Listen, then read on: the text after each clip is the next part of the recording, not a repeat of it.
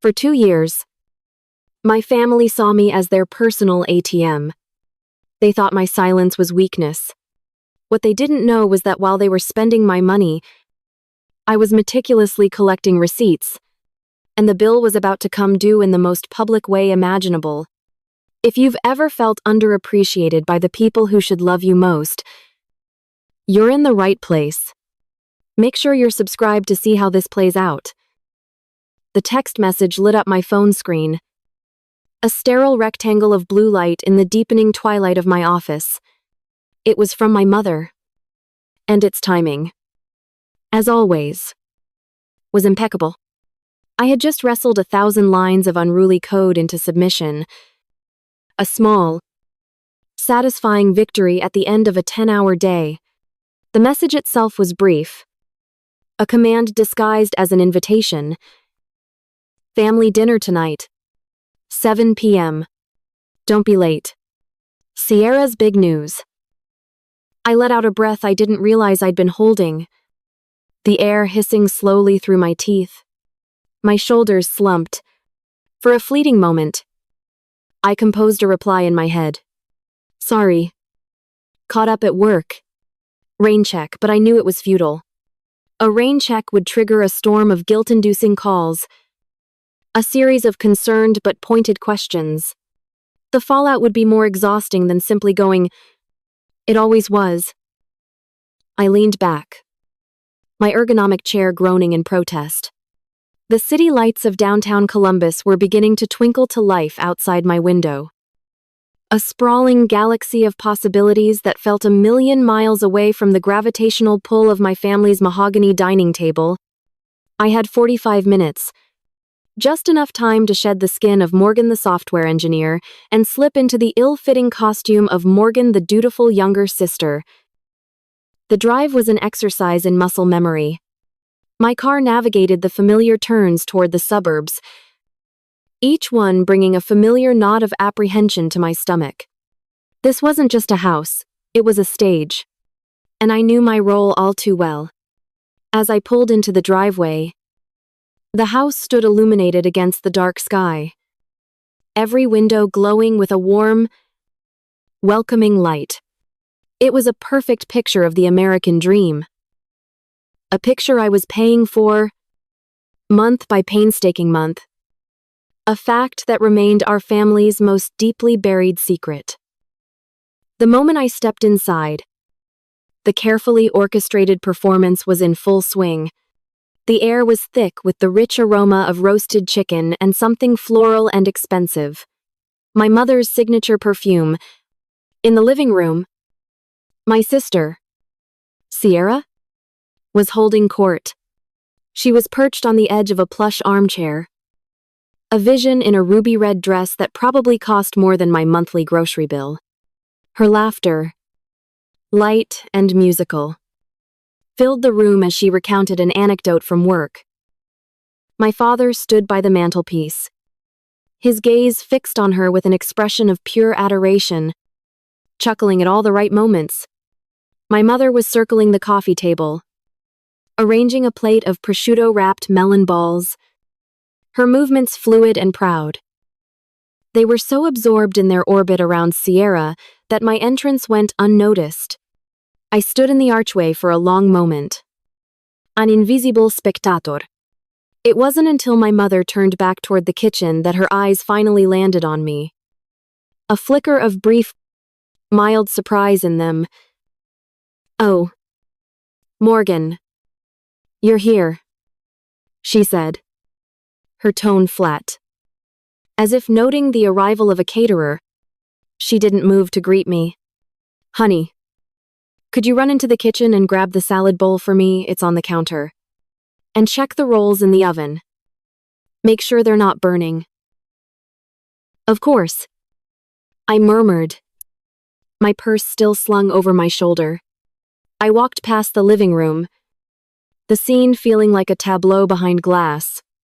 Sierra shot me a quick, distracted smile before turning back to her story.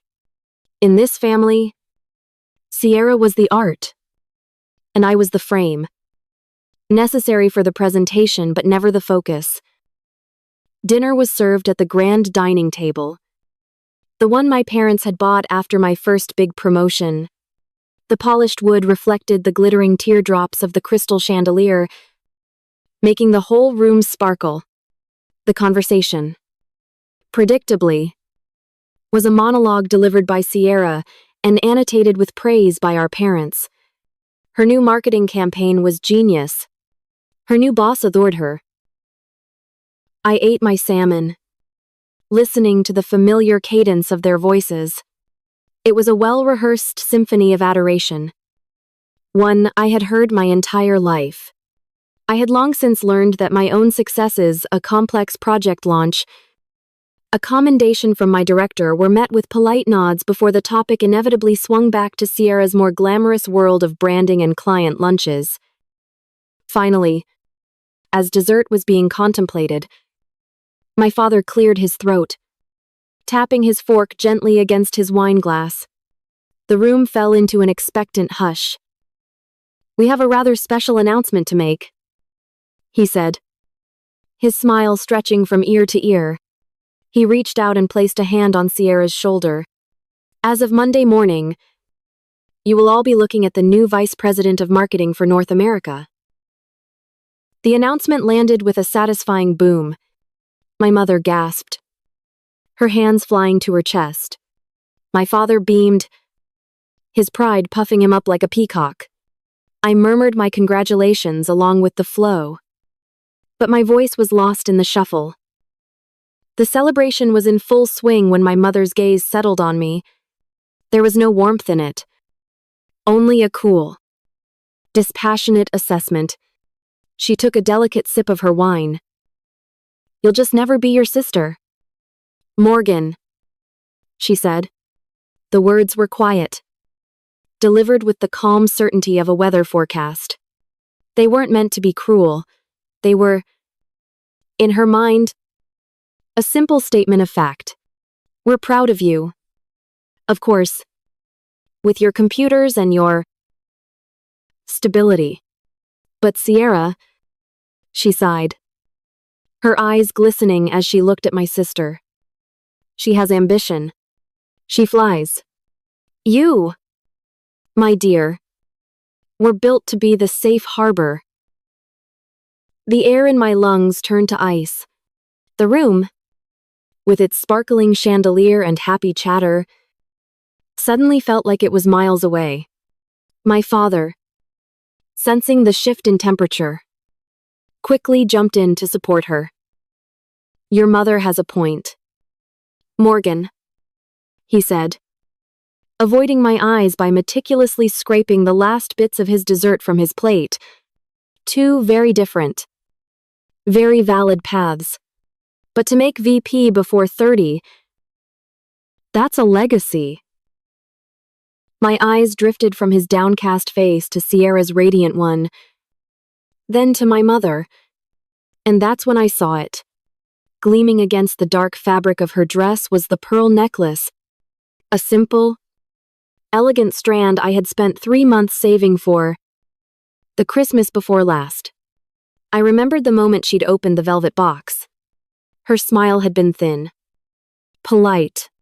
"They're lovely, dear," she'd murmured, setting the box aside. "A bit simple for my taste. Perhaps she had never worn them. Not to church. Not to dinner parties. Not once. But here they were tonight, catching the light at Sierra's coronation. A borrowed accessory to complete her own image as the mother of a vice president. And in that moment, something deep inside me, a support beam that had been groaning under pressure for years, finally snapped. It wasn't a loud, violent break, but a quiet, chilling, splintering. My mind, unbidden, threw me back 6 years, graduation day. For Sierra, a communications major. There was a brand new, cherry red Mazda parked in the driveway. A ridiculous, oversized bow on its hood. The roar of its engine was the sound of her future blasting off 2 years later. For me, a computer science major with honors, there was a small, neatly wrapped box on the kitchen table. Inside, a heavy, ceramic mug with my university's logo stamped on the side. "You're already so stable, Morgan," my mother had explained, patting my arm. "You have that wonderful job offer." Sierra needed a strong start to look the part. Then, the memory of my father's strained voice on the phone 2 years ago. "It's just temporary. Morgan, your mother and we've hit a rough patch. Just to cover the mortgage for a few months. You're so good with money." A few months had become 2 years of silent, automatic transfers from my bank account to his.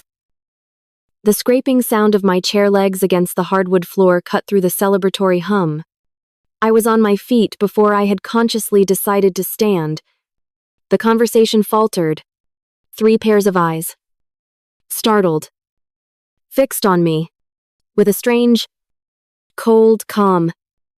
I walked over to the side table where I'd left my purse. My movements felt slow, deliberate, as if I were moving through water. I opened the clasp, my fingers bypassing my wallet and keys, closing around a single folded piece of paper. I walked back to the table and, without a word, placed the paper on the white tablecloth next to my mother's dessert plate. It was the latest mortgage statement for this very house, dated just last week. I had highlighted the payment received from section, where my name and my checking account number were printed in stark, undeniable black ink.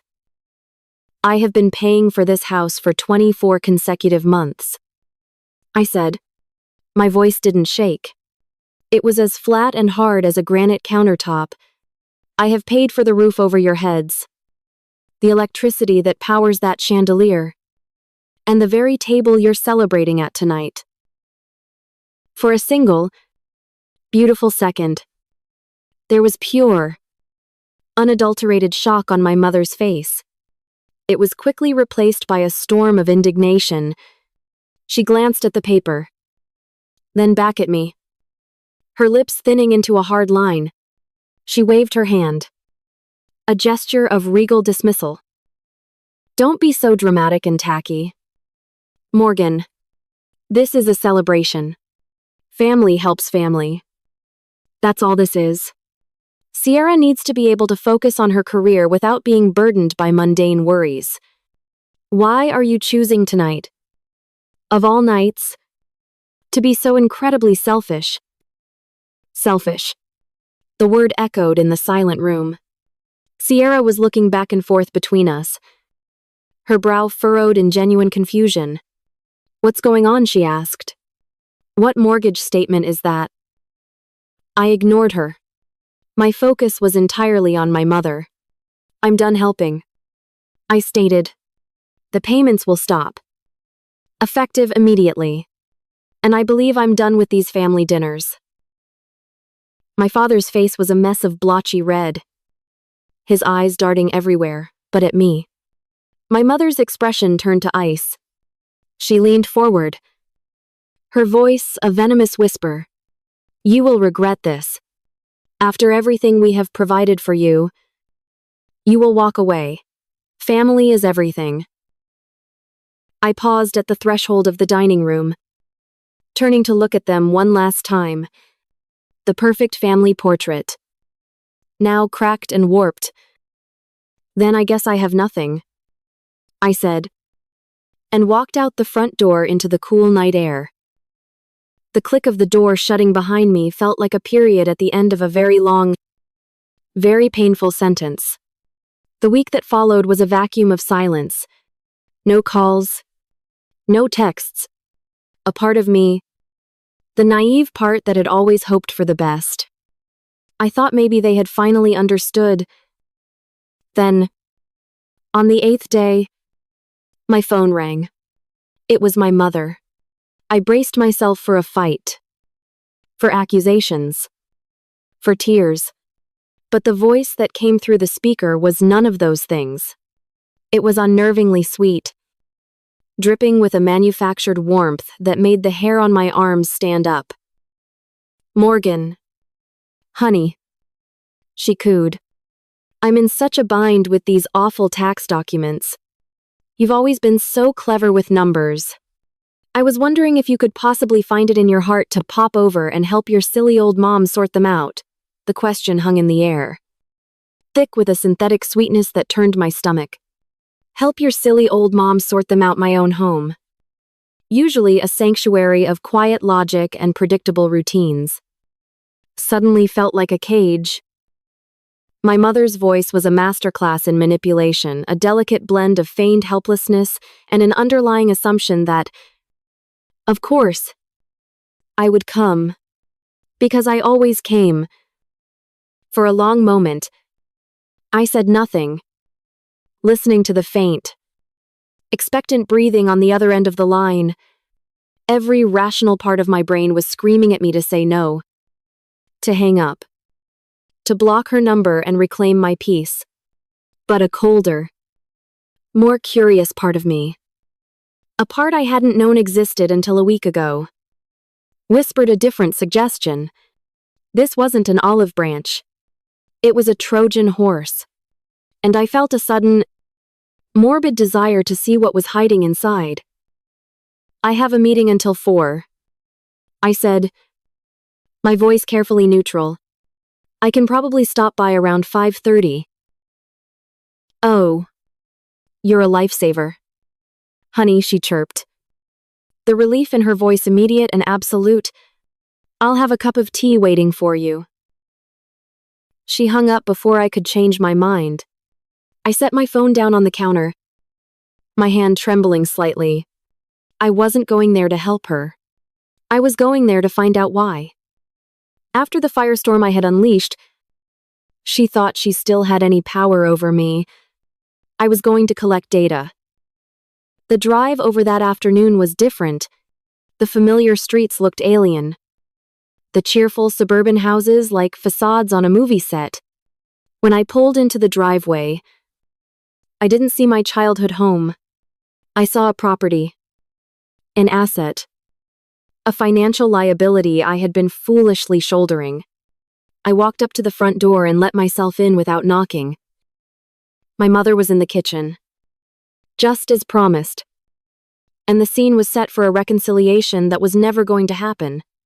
A teapot was steaming gently on the stove, and 2 mugs were set out on the counter. She smiled at me. A bright, brittle thing that didn't reach her eyes. "There's my girl," she said. "I'm so glad you came. I've been staring at this box of papers all day and my head is just spinning." She led me to my father's home office. The room was a monument to organized chaos. Stacks of envelopes, bank statements, and assorted bills teetered on every available surface. The air was stale, smelling of dust and old coffee. It was the financial heart of their lives, and it was having a coronary. "I'll leave you to it," she said with another airy smile. "Just shout if you need anything. I'll be in the living room." And just like that, I was alone. The fox was in the henhouse. For the first few minutes, I simply did as I was asked, sorting receipts into piles, separating tax forms from junk mail. It was mindless work. But then, my eyes snagged on a folder tucked haphazardly under a stack of magazines. The label, written in my father's sharp scrawl, "Reed University, S." Curiosity, cold and sharp, pierced through my resolve. I slid the folder out. It was filled with documents related to Sierra's master's degree from a few years back. Near the back was a statement for her student loan. I scanned the details, the principal balance, the interest rate, and then I saw it. A section detailing the automatic monthly payments, the routing number, the account number. The air left my lungs in a silent rush. My heart didn't race. It thudded. A slow, heavy beat against my ribs. Each one a hammer blow of realization. They were my numbers. My routing number. My checking account number. For the past 18 months. A payment of $450 had been automatically drafted from my account to pay for my sister's education. I did the math in my head. My programmer's brain kicking into autopilot. The total was nearly $20,000. A cold dread. Far deeper and more chilling than the anger I'd felt at the dinner table. Seeped into my bones. This wasn't a desperate, one-time request for help with the mortgage. This was a system. A calculated, long-term siphoning of my finances. Executed in secret. The shock gave way to a grim, methodical purpose. I was no longer sorting tax documents. I was conducting an audit. My eyes scanned the messy desk with a new, predatory focus. I wasn't just looking for random clues. I was looking for my own financial DNA. My account numbers. My name. I found the next piece of the puzzle in a drawer. Under a stack of old utility bills. It was the payment book for Sierra's car, the one she'd gotten after the Mazda. A neat, sensible sedan. I flipped it open. And there it was again. A record of online bill payments made from my account. Another $300 a month. For the past year, another $3,600. My search became more frantic. I opened another folder. This one bulging with credit card statements. All of them in Sierra's name. I started flipping through them. My breath catching in my throat. These weren't for groceries or gas. These were for a lifestyle I couldn't even dream of affording. A $700 handbag from a boutique downtown. A long weekend at a spa resort. Endless charges for brunch at trendy restaurants. Designer clothes. Concert tickets. And at the bottom of each statement, the damning evidence: payment received. Thank you. From account ending in my account. I began pulling out every statement. Every bill. Spreading them across the floor. I created a mental spreadsheet. A ledger of lies. The student loan. The car. The credit cards. It was a torrent of financial betrayal. When I had found everything I could, I sat on the floor amidst the sea of paper and tallied it all up. The final number was $61,000. For a long time, I just sat there. The papers, a physical manifestation of my family's deception. The initial shock had burned away, leaving behind something cold and hard and heavy in my chest. I methodically gathered the most damning documents: the loan statement, the car payment history, a handful of the most egregious credit card bills, and stacked them into a neat, undeniable pile. I walked out of the office and into the living room. My mother, father, and Sierra were all there, watching some game show on TV, laughing at a contestant's silly answer. They looked up as I entered, their smiles fading slightly when they saw the expression on my face. I didn't raise my voice. I didn't cry. I walked to the coffee table and placed the stack of papers squarely in the middle of it. I found some other documents you might need for your taxes, I said, my voice eerily calm. My father picked up the student loan statement. His face went pale. My mother snatched a credit card bill, her eyes scanning it before flicking up to me. A cornered look in them. Sierra just looked confused. I don't understand, Sierra said, picking up a statement. These are my bills. Yes, I said, looking directly at her. Paid for by me. All of them. For years. $61,000 worth. The explosion I expected never came. Instead, there was a chilling, Coordinated campaign of dismissal. Oh, Morgan, don't be so melodramatic, my mother said, waving her hand as if the stack of evidence was a minor inconvenience. Sierra works in marketing. Image is everything. She needs to look successful to be successful. Your job doesn't require an image. You sit behind a computer. My father chimed in, taking a different, more paternalistic tack. He folded his hands, looking at me with an expression of deep, patronizing disappointment. We saw it as an investment. Morgan, an investment in the family's future. When Sierra succeeds, we all succeed. I turned to my sister, the last bastion of my hope. Did you know I asked her? My voice barely a whisper. Sierra wouldn't meet my eyes. She shrugged. A small, helpless gesture. Mom just told me there was a family account I could use for expenses. She said it was okay. That was it.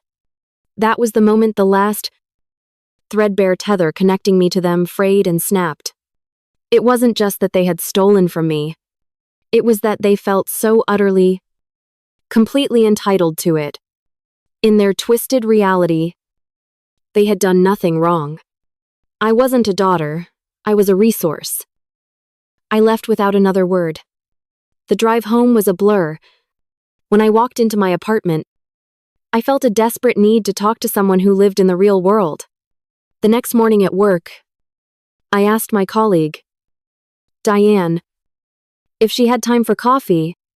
We sat in the sterile break room, and I laid out the whole, sordid story. My voice flat and emotionless as I recited the facts. When I was done, she didn't offer sympathy. Her eyes were blazing with an anger that I was too numb to feel myself. Morgan, she said, her voice low and fierce. Listen to me. This isn't a family helping each other out. This is financial abuse. What they have done is a profound betrayal. And it might even be illegal. You need to protect yourself. Hearing her say it, putting a name to the ugly, amorphous thing that had been poisoning my life, was like a key turning in a lock. Abuse. It wasn't a misunderstanding. It was abuse. As if on cue, my family, completely oblivious to the shift that had occurred within me, began to escalate their demands. They had dismissed my discovery, assuming, as they always had, that I would eventually calm down and fall back in line. A few days later, my aunt called, asking when I'd be sending my contribution for the annual family reunion. The next day, my mother texted me a link to a wedding venue. Deposit is due next week. Honey, let me know when you've taken care of it. The sheer, breathtaking audacity of it all left me speechless.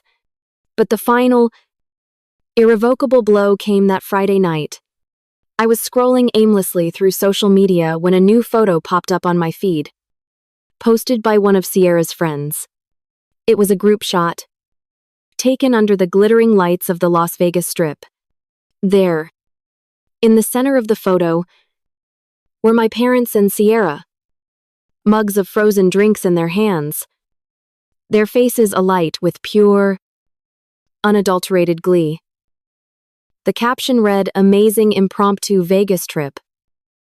The date stamp on the photo was from 3 days ago, the exact day I had transferred $2,000 to my father's account after he'd called in a panic, claiming they had an unexpected property tax bill that was due immediately. I stared at the picture, at their smiling, lying faces, and a profound, icy calm washed over me. The hurt was gone. The confusion was gone. All that remained was a single, crystal clear thought.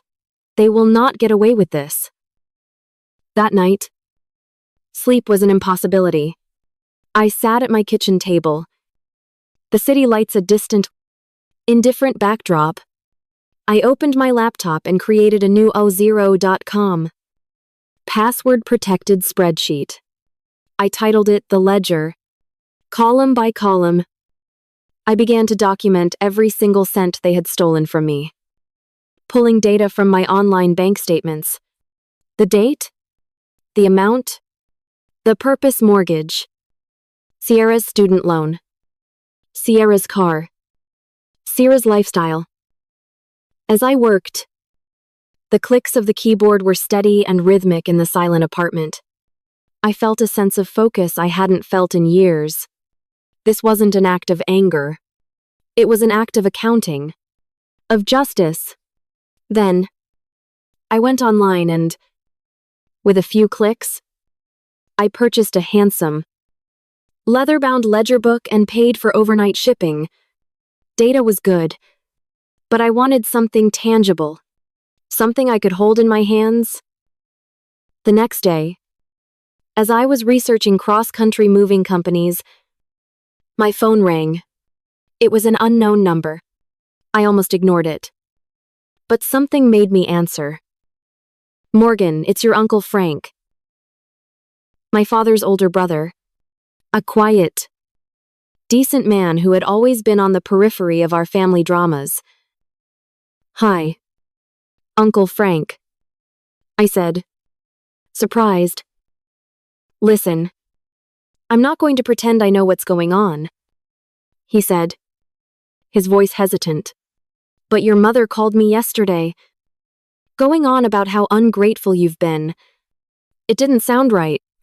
I've seen how much you do for them. For years. I just want to say, you're the pillar that holds that family up. Just be careful they don't mistake you for the foundation and start digging." His words, a simple act of validation from someone within the family, solidified my resolve. "Thank you, Uncle Frank," I said, my voice thick with emotion. "That means more than you know." The following week was a blur of quiet, determined action. I polished my resume. I applied for 3 senior developer positions in Seattle. I had 2 video interviews.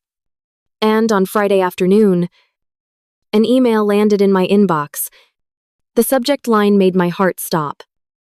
Job offer: lead software engineer, Innovatech Solutions. I opened it, my hands shaking. The salary they were offering was 30% more than I was currently making.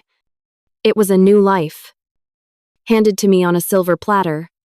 Without hesitation, I opened a reply window. My fingers flew across the keyboard. "Dear Ms.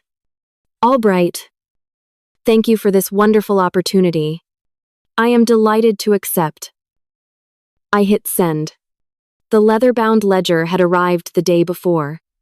It was sitting on my desk. A dark seal promise. I opened it to the first page, my new fountain pen in hand, and began to transfer the data from my spreadsheet, my handwriting neat and precise.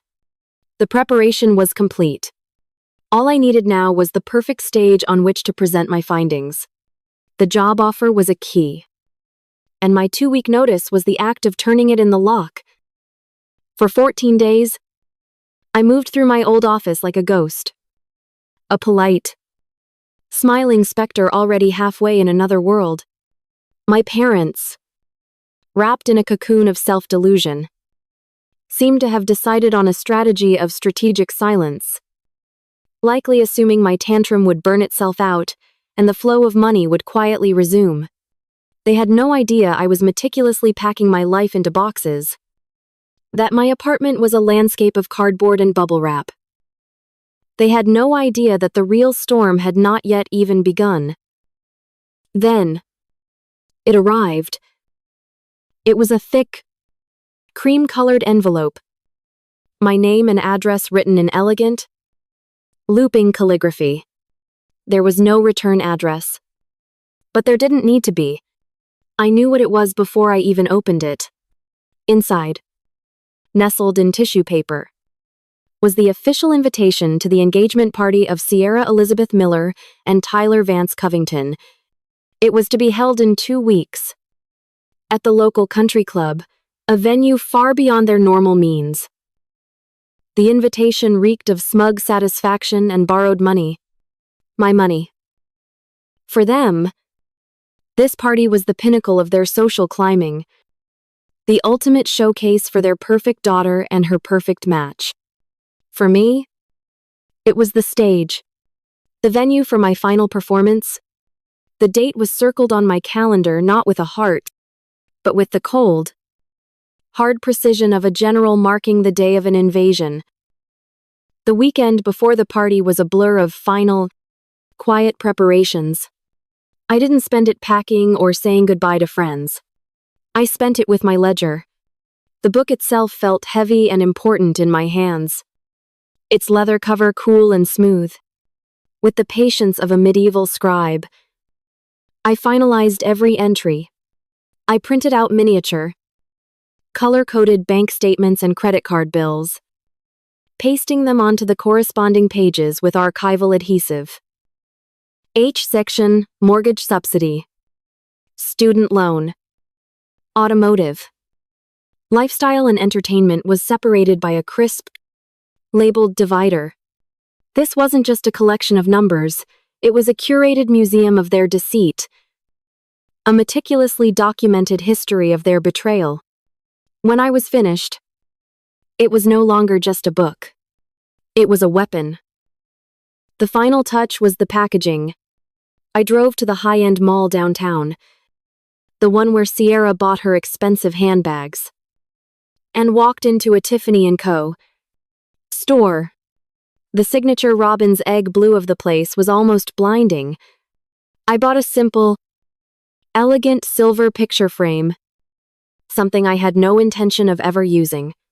I didn't care about the frame.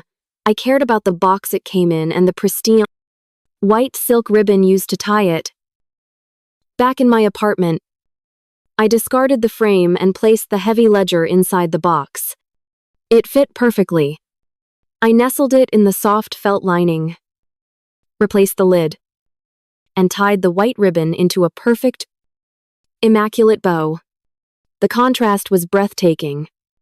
An object of such pure, refined elegance on the outside, containing such a toxic, irrefutable truth within.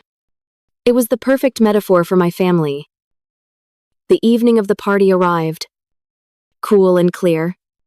I stood before my full-length mirror, not in a dress meant to impress, but in a simple, well-tailored black pantsuit. It was professional, severe, the uniform of someone who had come to conduct business. My hair was pulled back in a sleek, no-nonsense bun. I looked calm. I looked serious.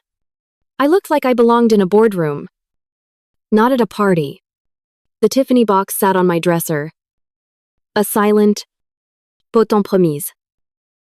Walking into the country club was like stepping into another reality. The air was buzzing with polite chatter and the soft clinking of champagne flutes. A string quartet was playing Vivaldi in the corner. The room was filled with my parents' friends, distant relatives I barely knew, and the elite of my small Ohio town. And at the center of it all, my parents presided like royalty. My father in a new tuxedo, my mother in a shimmering silver gown. They were glowing, soaking in the reflected glory of their perfect daughter. My mother spotted me as I made my way through the crowd. A wave of relief washed over her face, followed by a triumphant, knowing smile. She glided over to me, taking my arm in a proprietary grip. "Morgan, I'm so glad you decided to come to your senses," she whispered, her voice a low purr of victory. "I knew you would. You see, at the end of the day, family is always what matters most. We're all so happy you're here to celebrate with us." I didn't pull my arm away. I simply gave her a small, enigmatic smile. I wouldn't miss it for the world. Mom. She misinterpreted my calm for submission. My presence for forgiveness. It was exactly what I had counted on. An hour later, my father stepped up to a small, portable microphone near the string quartet. The chatter died down as he tapped the mic. If I could have everyone's attention for just a moment, he began, beaming at the crowd. He launched into a long, rambling speech, filled with cliches about love and destiny. And then, he turned his attention to his family. I have to thank my incredible wife, Eleanor, for her unwavering support, and of course, none of this would be possible without the foundation of a strong, loving family.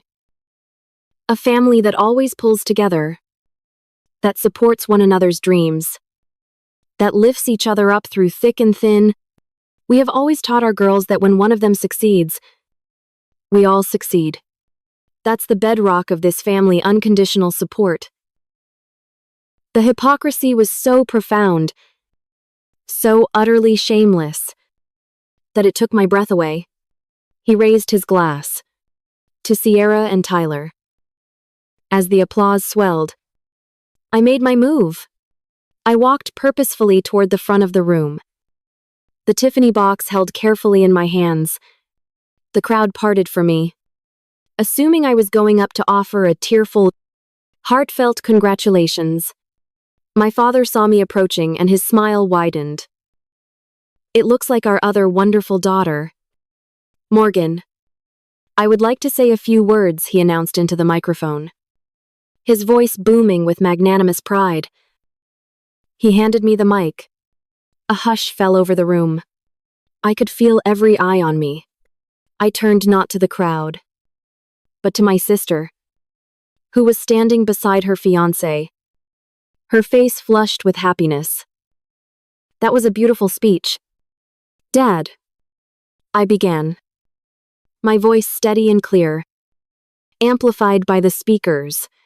It was all about support. And that makes this gift I have for Sierra all the more meaningful.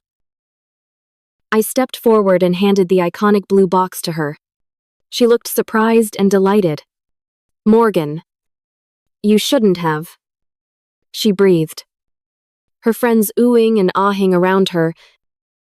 She carefully untied the white silk ribbon and lifted the lid. Her smile faltered, her brow furrowed in confusion as she looked down at the black, leather-bound book inside.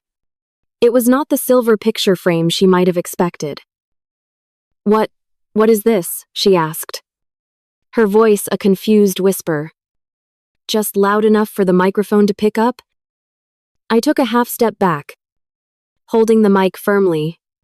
That, Sierra, I announced, my voice ringing through the silent, expectant room, is a detailed record of all the unconditional support this family has given you for the past 2 years.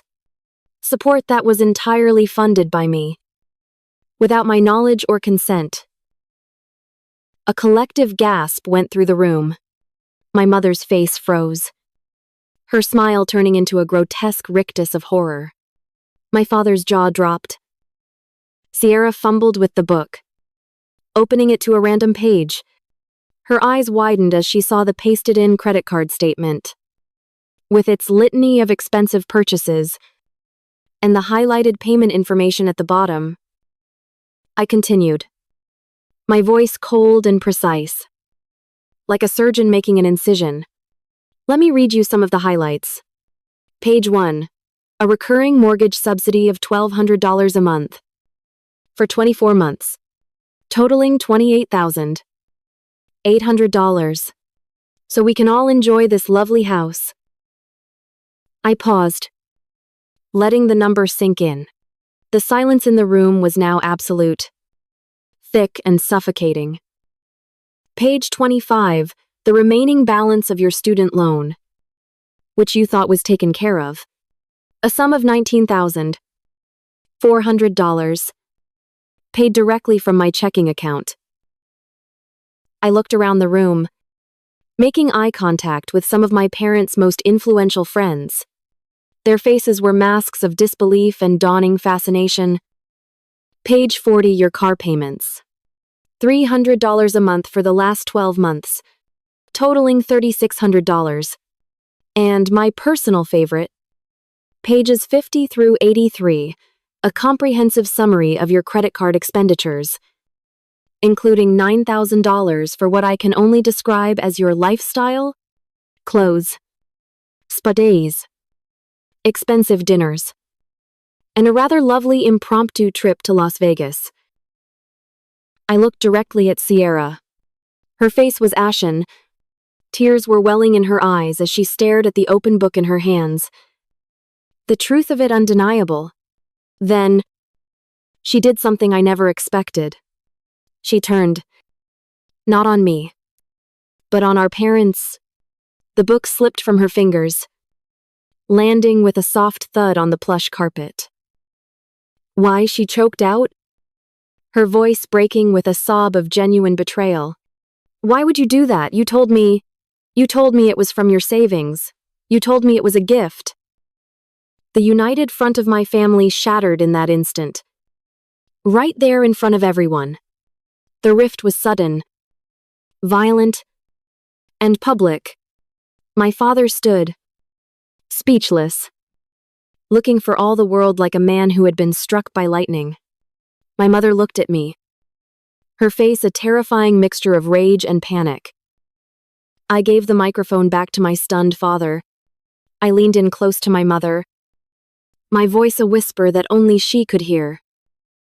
You were right, I said. My words a final, devastating blow. Family is everything. But this was just business, and our contract is terminated. I turned and walked away. I didn't run. I walked. My back straight. My head held high. Through the sea of stunned, silent guests, I could feel their eyes on me. 100 pairs of eyes. But I didn't look at any of them.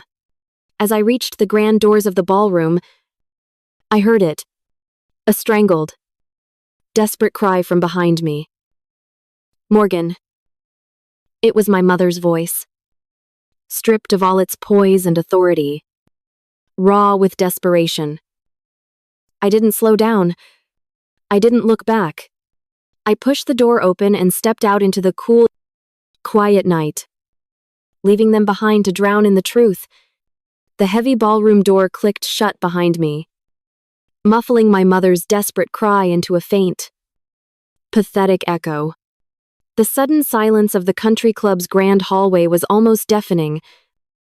For a moment, I just stood there, my hand still on the brass handle, my heart hammering against my ribs, not with fear, but with the wild, percussive rhythm of adrenaline.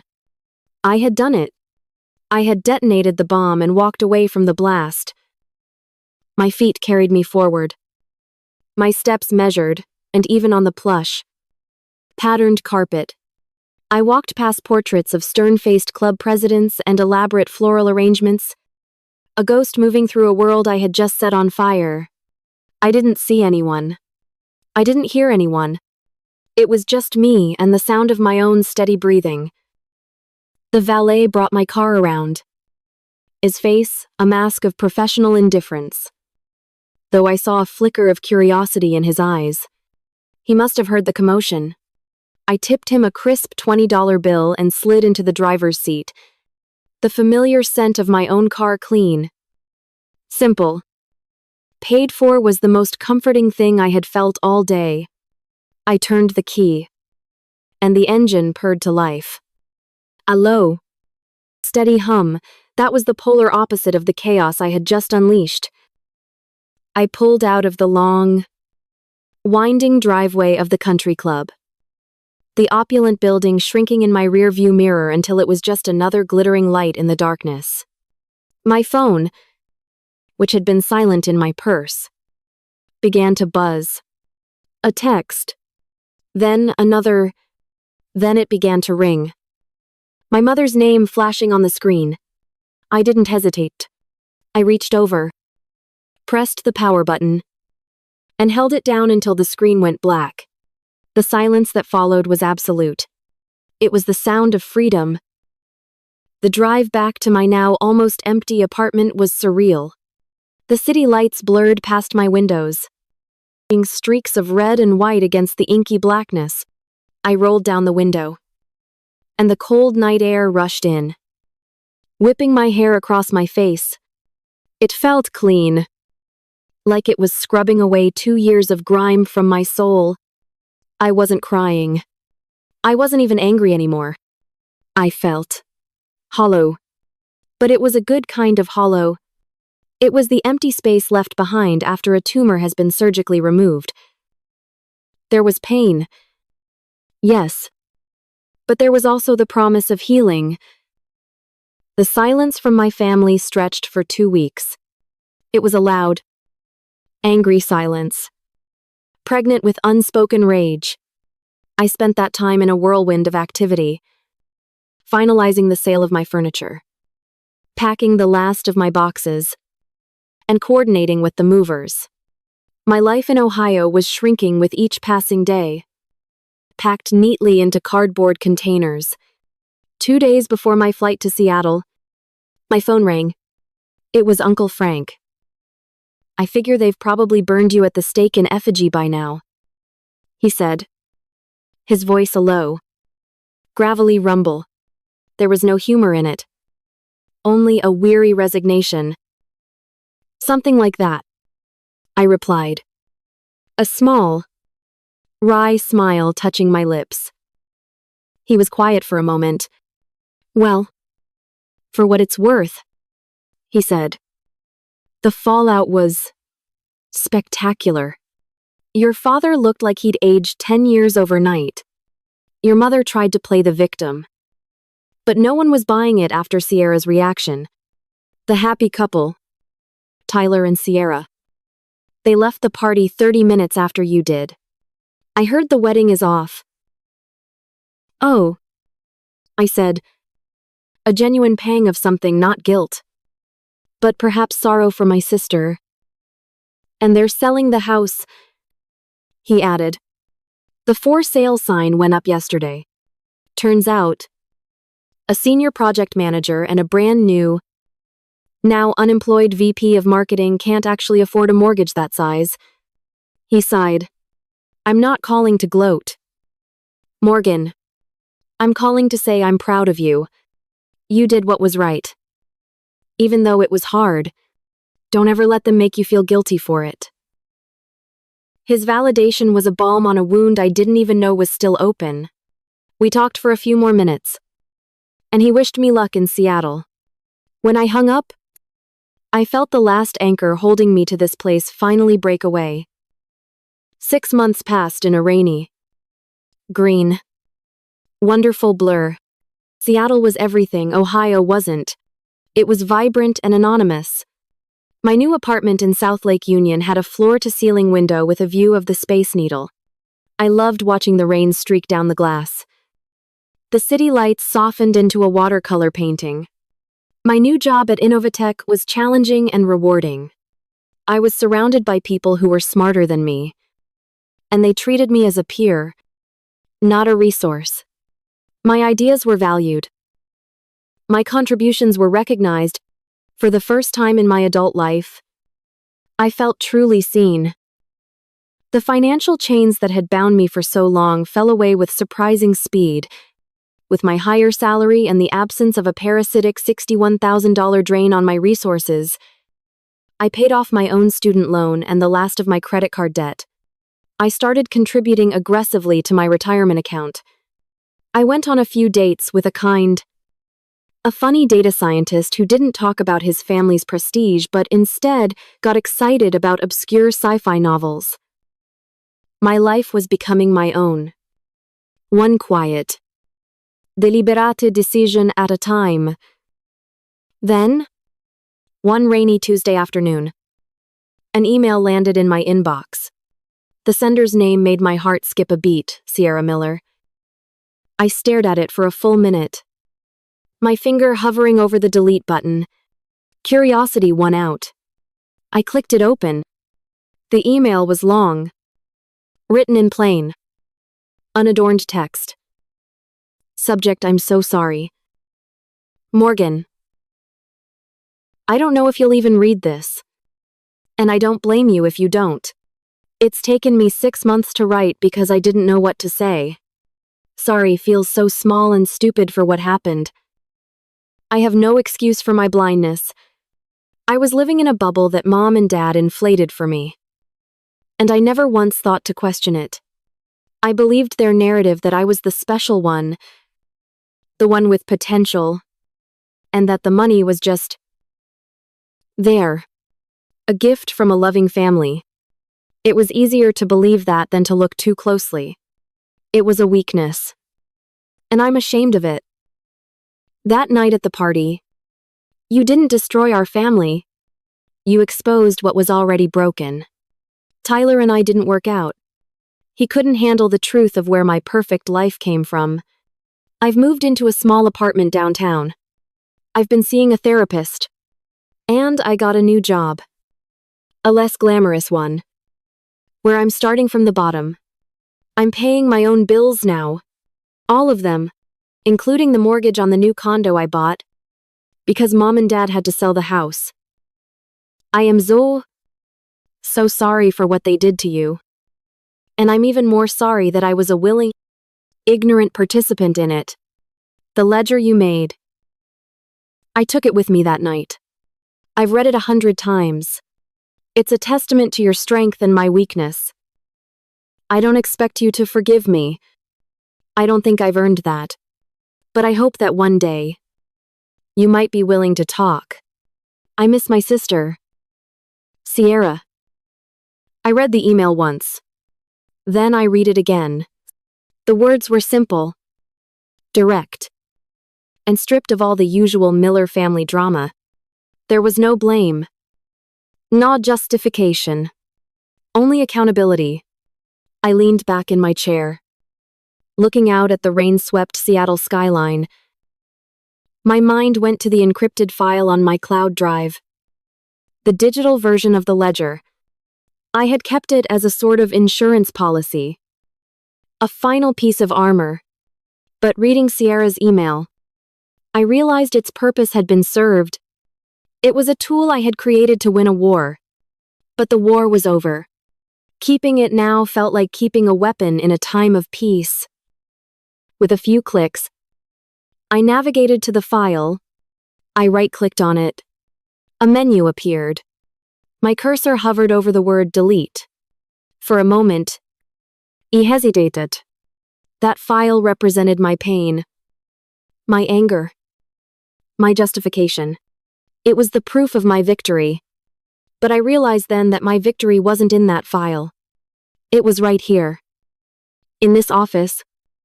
In this new city. In this quiet, peaceful life I had built for myself. Holding on to the ledger wasn't protecting me anymore. It was tethering me to the past. I clicked the button. A small dialogue box popped up. Are you sure you want to permanently delete this file? Yes. I whispered to the empty room. And I clicked again. It was gone. I sat for a long time, thinking about forgiveness and boundaries. They weren't mutually exclusive. You could forgive someone while still protecting yourself. I opened up a new email window and began to type, Sierra. Thank you for your email. I'm in Seattle now. I have a new job. And I'm happy here. I would like to talk too. But I need you to know that I'm not ready to speak with Mom and Dad. Not yet. Maybe not ever. That's a boundary I'm not willing to cross. But you and I can be a start. Let me know if you're ever out this way. Morgan. I hit send. A month later, she took me up on my offer. We agreed to meet for coffee on a Saturday morning at a small, independent coffee shop near my apartment. I got there a few minutes early and found a small table by the window. The air was rich with the smell of roasted coffee beans and fresh pastries. The low hum of the espresso machine and the soft murmur of conversation filled the space. Rain pattered gently against the glass. But inside, it was warm and dry. I wasn't nervous. I wasn't angry. I felt a quiet sense of calm. This wasn't about rehashing the past. It wasn't about blame or absolution. It was about seeing what, if anything, could be built from the ashes. I watched the people passing by on the wet sidewalk, each of them living their own story. For the first time in my life, I felt completely and utterly in control of mine. The bell over the door jingled, and I looked up. This was just a conversation. A beginning. And it was a beginning I was finally ready for.